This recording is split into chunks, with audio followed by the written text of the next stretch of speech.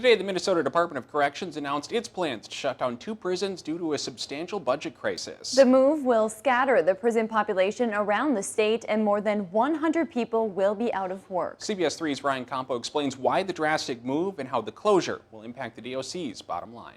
By the end of June 2021, DOC officials estimate a $14 million budget hole, causing them to close their Togo and Willow River prisons. It was necessary in order to secure a balanced budget for this year and really ready the department for some stability as we go forward into the next biennium. Correction Department officials say a combination of health care costs, labor agreements, and planned wage increases led to the deficit.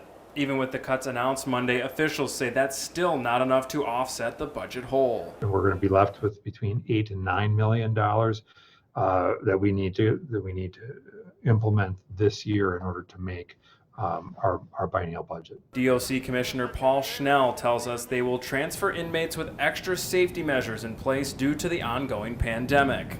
We can accomplish these moves safely.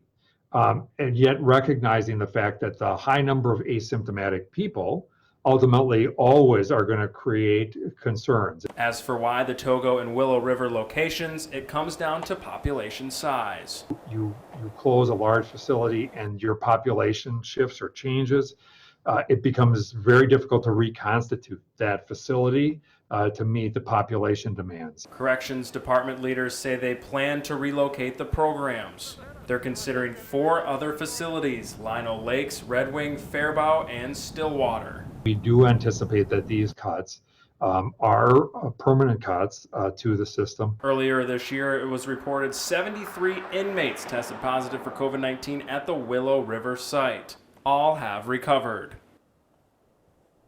Corrections Department officials tell us they plan to close the facilities towards the end of the year or the beginning of next.